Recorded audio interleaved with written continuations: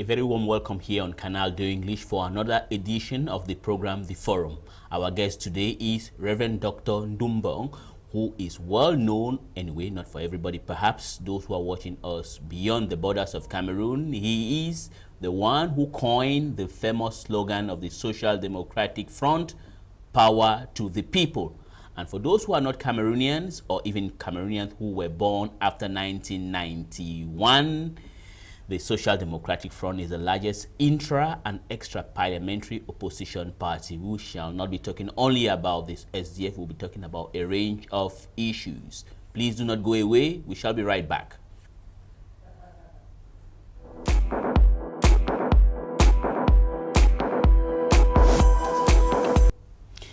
Welcome to the program, The Forum, and our guest is Reverend Dr. Dum Bung.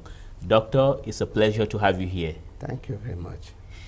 For those, as I announced at the introduction, there are a number of people around the world, even here in Cameroon, who are not aware that you are the person who coined the famous slogan or the rallying cry of the largest intra-parliamentary and extra-parliamentary opposition called the Social Democratic Front. And that slogan is "Power to the People." Am I extrapolating, or that is the truth? Well, you're saying exactly what it is. When the SD was founded, we came up after the CPDM had been in power. So when they were saying a CPDM, they say, "Oh yeah." So when the SDF came up, the people were saying, they say, "SDF, oh yeah, oh yeah." I said, no. It was not the thing that we should say. I then thought what I should do. And I said that it is good we are a democratic party. And the power do not belong to the power up, it belongs to the people. So I said SDF, power. SDF, power. The third SDF will be power to the people. That was the slogan, because it now counseled that idea of saying, "Oh yeah, oh yeah." So we brought up that slogan, became a hell, and it remains till today. Great. And now tell us, beside the SDF, power to the people, there is another slogan which I also heard in Pidgin called "Suffer, don't finish." How did that one start? Yeah, that one, you know, when we created the party, it started off from Bamindade. I don't exactly know who brought it out first. But then it was to tell the people that if you come to the SDF, the difficulty being faced by the nation will be over. That way we call "Suffer, don't finish." It was kind of populist. It was a name used for the SDF. Instead of Social Democratic, "Suffer, don't finish." Okay. You understand? Right. Instead of saying SDF, Social Democratic Front, we use S for suffer, D for done, then F for finish.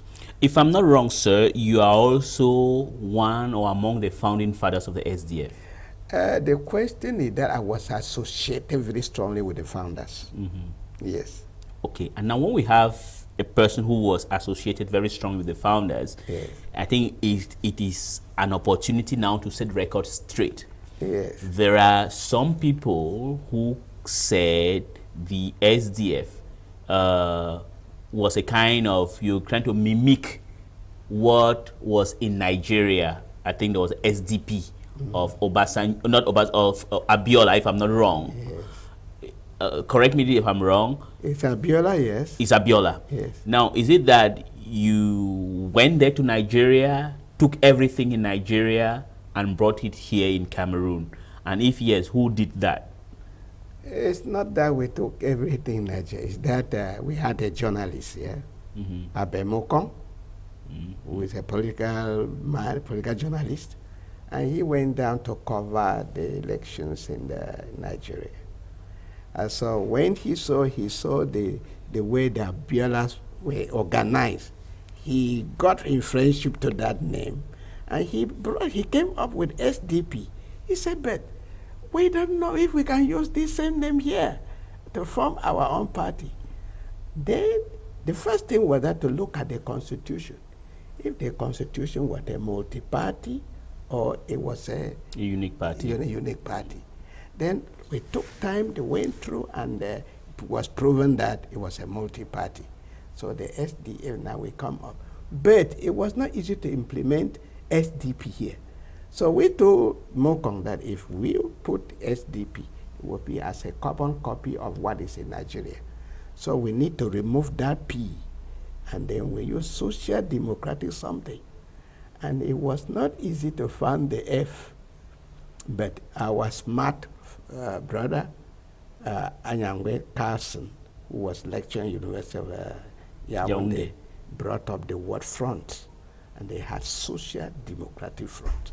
Social Democratic Front, which means that Carlson and Yangwe, like Yes. Albert Mukong, Yes. they are like the founding fathers. That they are with the FECO, kind of where we're doing it with FECO, Vincent FECO of late. Of late, yeah. Yes, then before the other founding people came in. Good. Now, one last question before leaving the SDF, and then perhaps we are going to come back onto the SDF, is the chairman of the Social Democratic Front. Yes. Some people are of the opinion that he was only coerced into leading the party. It was not a kind of indigenous or a kind of intrinsic desire. Is it true or false? It is, yes. The question is that Frundi, at the time these things were going on, he was the president of the PWD Bamenda. He was popular. You understand? Yeah. And when the party had been nosed in, they wanted a chairman. Because almost everybody who was part of the party, who were the founding, were civil servant. And they wanted an independent person to be the chairman. And in fact, the person who went to him was Letenda Nanga, Daniel Awa Nanga. And he was one who constructed the University of Douala as a contractor. And during this time, he told us that he cannot take the chairmanship of the SDF because his money will be blocked.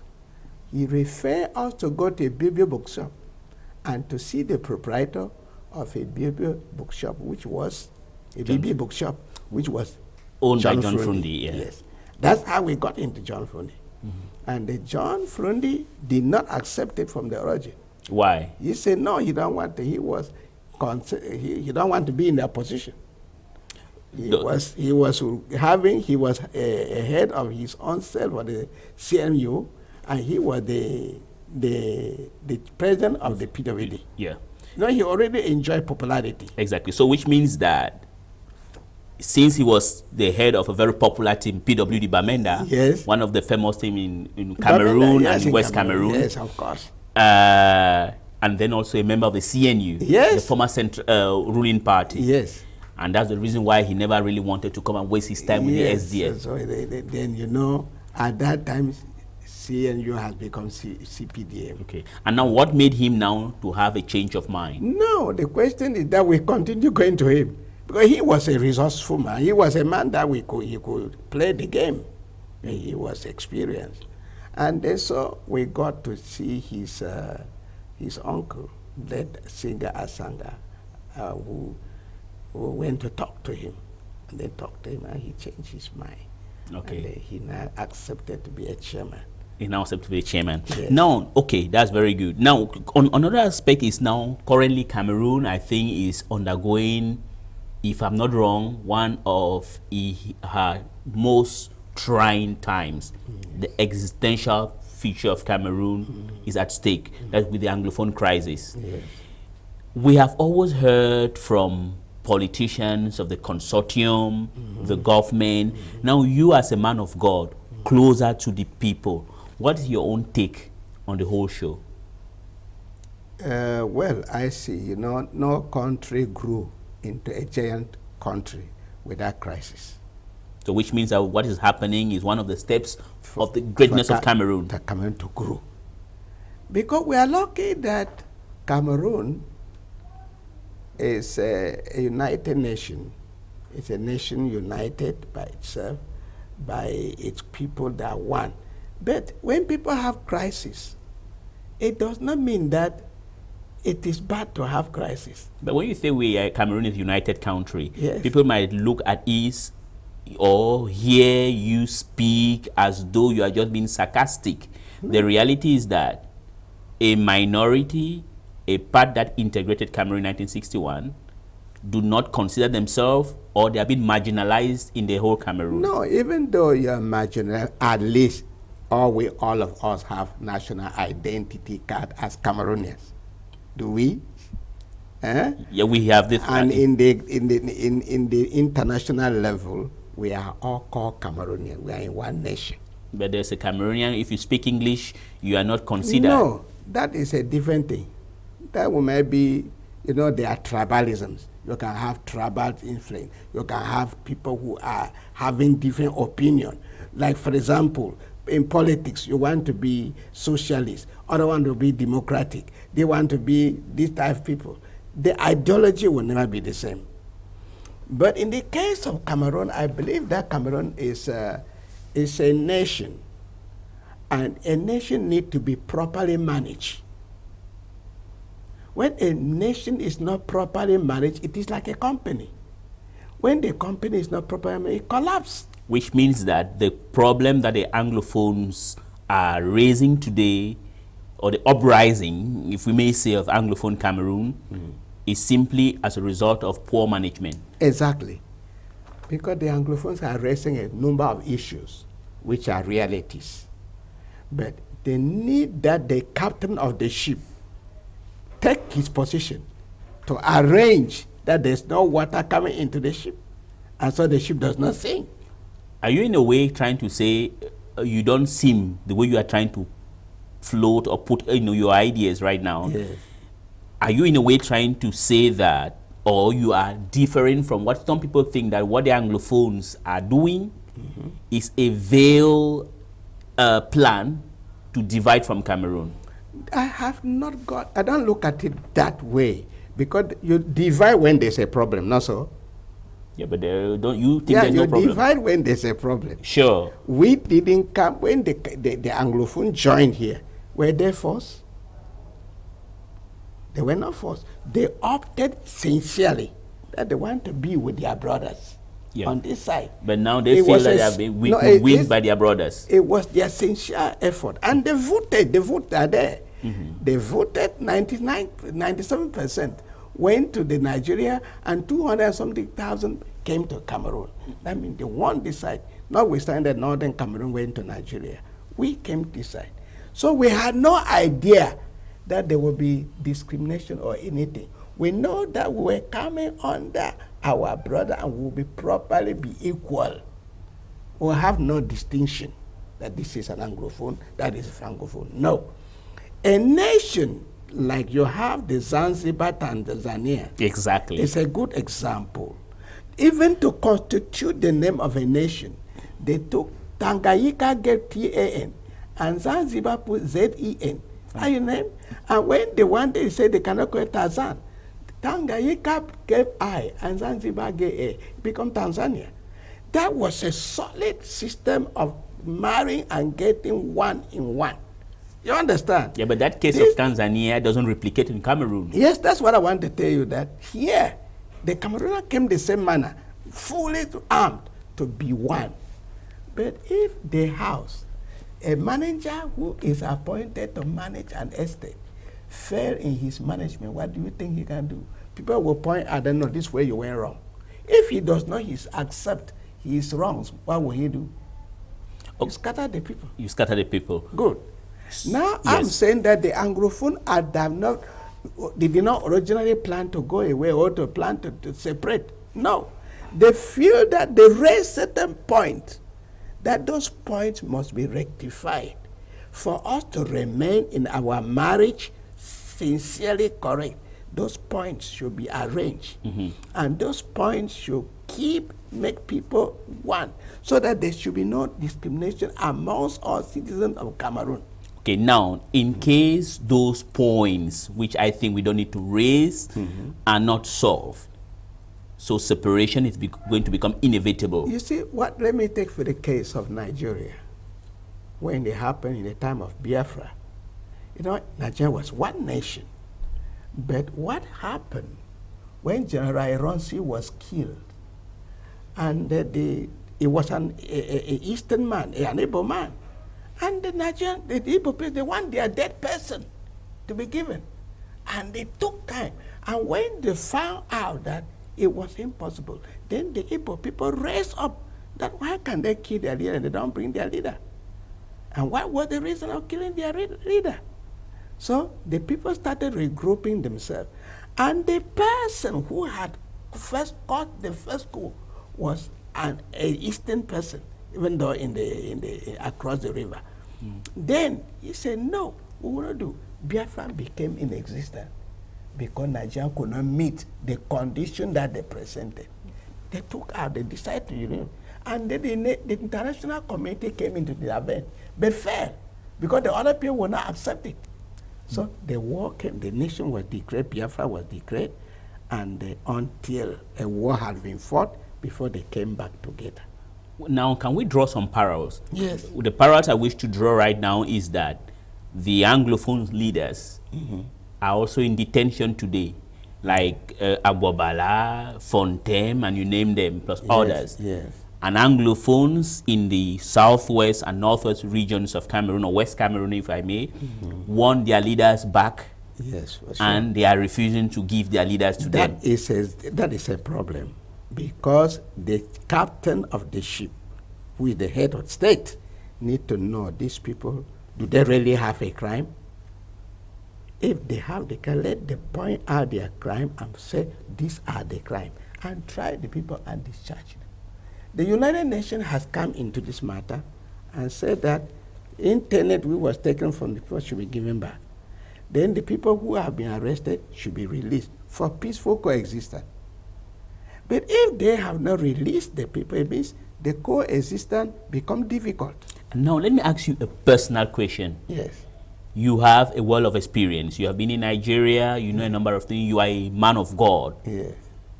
Honestly speaking, do you think this country has 2 decades as one nation again?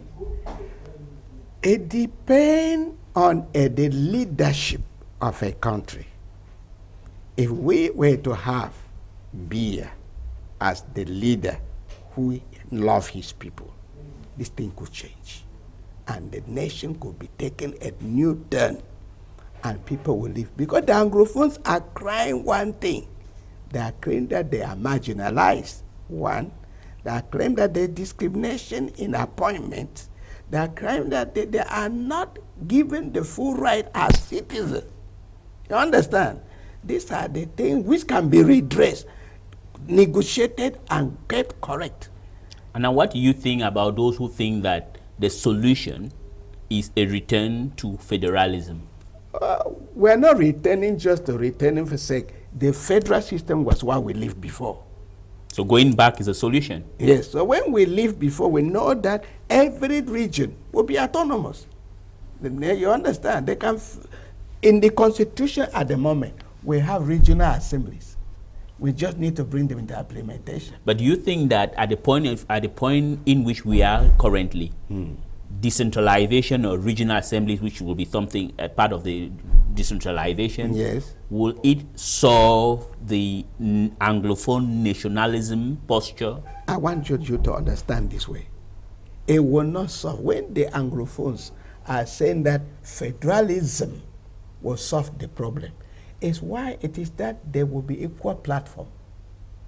You understand? There will be equal platform because we have lived it before and we saw that it was working. You know, we are not attempting to live in it. We have lived it. United Nations living, United States is living in that way. Germany is living in that way. Nigeria beside us is living in that way. They are not having any great problem. But why do we fear now the federal system that we have previously lived into it? All what the government need to do is to set good commission with free-minded citizens that they look at the federal system. Can we go back to it? If it is not going back to it, he tell why we cannot go back to it. If it is a thing that he said, okay, he told the Anglophone, outside federalism, what other thing can you propose? You understand? Then the people can come up with something. We should be given a second chance. That now We have done this. Please give us. We don't actually want the word federalism. Can you give us something else so that we can adopt? Understand? For the purpose of coexistence, that we live coexistently. Good. You as a man who is closer to the people, right? Yes. Will you say here definitively that Anglophones that you meet daily as a man of God Yes. are not clamoring for the separation of this country? You know, if you beat your wife, even though you are married, your wife can she not pack her things and go away? She could pack her things and go away, but you come back to the house, she has packed away. Means she's protesting that you are not treating her well. So if the Anglophones are talking about separate, the better we go back, because they know where they came from. They came somewhere and joined you. It's just like you marry a wife, and then you might treat the wife. The wife said, let me go back to my parents. You go back to their parents. Is that what the people you meet daily So, are thinking? yes, what I'm saying, the people want that, they want to stay on their own if they are not being appreciated in this union. In this union. Now, let me ask you another question. There are other people, I don't want to refer to them as conspiracy theorists, who think that what is going on in West Cameroon or in Anglophone Cameroon is financed, sustained by the government of Paul Biya because they don't want to organize elections or they want to postpone the elections. What's your take on that? No. Election is a sensitive issue in the nation. It's a very sensitive politically. When the elections are run by the government, you know, when the government sees that the operational aspect of elections will not, the finances are not there, they can postpone election for financial reasons or for resources problem, because it's not good doing a sham election when you know that the resources are not there, ballot boxes are not there, the funds are not there, people are not trained, the lists are not updated, then you call election.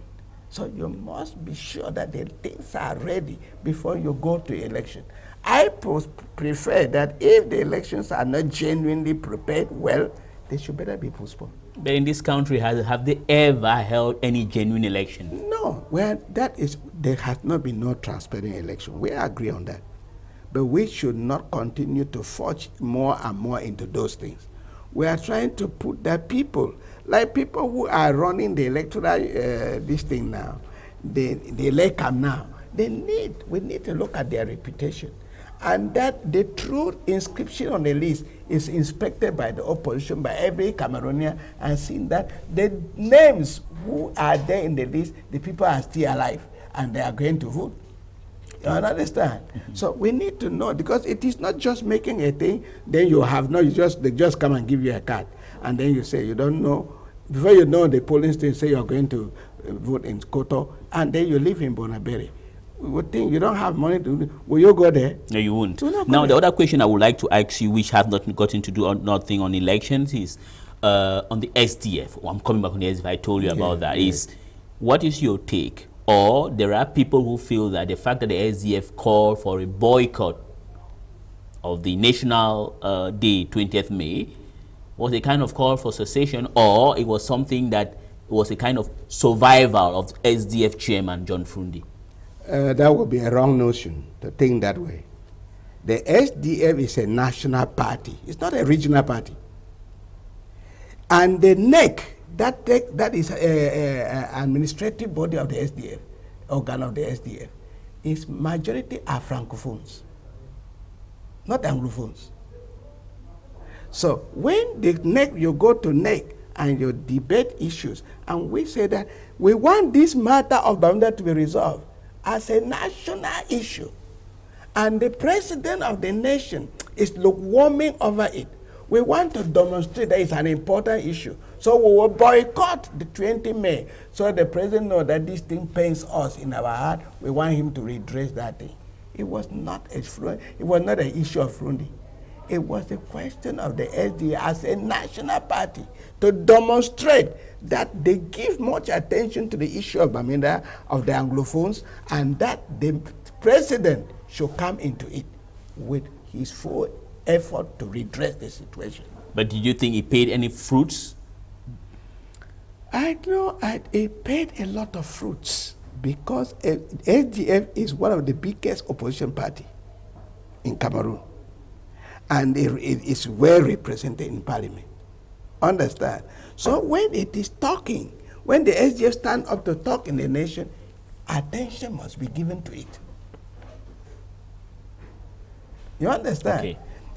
It's to show to the president that we attach importance to this crisis in Bamenda and in the Southwest. That's why the SDF wanted the government to trade. It was not Anglophone SDF. It's a national party, and that decision was taken at the neck. And the majority of people are francophones. We want to thank you very much, Reverend Dr. Dum Bung. We would have wanted to talk more, but you see, unfortunately, the time frame is quite short. But I would like to ask Roland just for a minute for one final question. Please, yes. Roland, for one final question, which this has to do with the chairman, John Fundi himself. Yes. Is he not out of touch with the reality? We don't know. A political leader can hardly be out of touch with realities. He's a political leader. If the people find him that he's no longer capable and he is out of touch, the people will call him back and say, go and rest, they'll take another man up. So he is not out of realities. He is in control of his party. He's in control of his party. Yes. It's on that we'll be putting an end to this program today. We want to thank you very much, Reverend Dr. Dum Bung, for taking some time to come here to speak on the national issues. We did not talk about the clergy, that is the assassination of Monsignor Mbala. I did not want us to talk about it.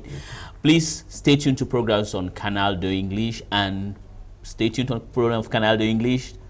Tomorrow is another day.